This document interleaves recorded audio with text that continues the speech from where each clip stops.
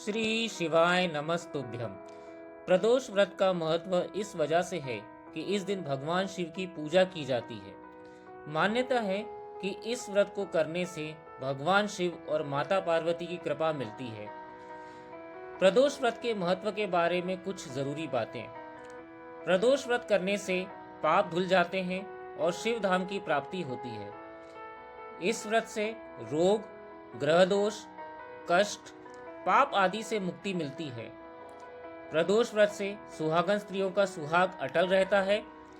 इस व्रत से संतान प्राप्ति का आशीर्वाद मिलता है।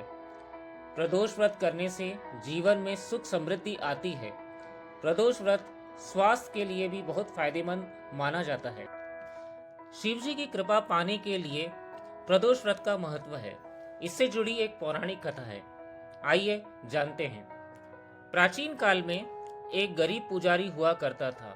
उस पुजारी की मृत्यु के बाद उसकी विधवा पत्नी अपने भरण पोषण के लिए पुत्र को साथ लेकर भीख मांगती हुई शाम तक घर वापस आती थी।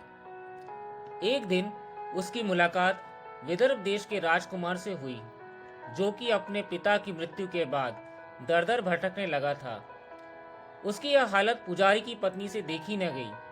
वह उस राजकुमार को अपने साथ अपने घर ले आई और पुत्र जैसा रखने लगी। एक दिन पुजारी की पत्नी अपने साथ दोनों पुत्रों को शांडिल्य ऋषि के आश्रम ले गई।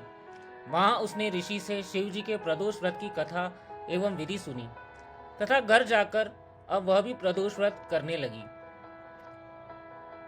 एक बार दोनों बालक वन में घूम रहे थे।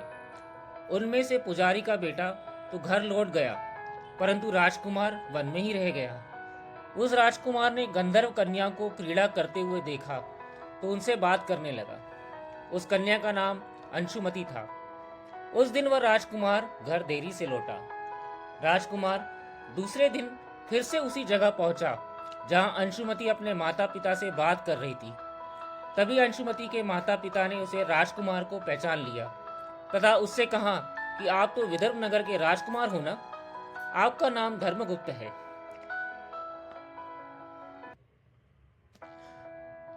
अंशुमति के माता पिता को वह राजकुमार पसंद आया और उन्होंने कहा कि शिव जी की कृपा से हम अपनी पुत्री का विवाह आपसे करना चाहते हैं। क्या अब इस विवाह के लिए तैयार हैं?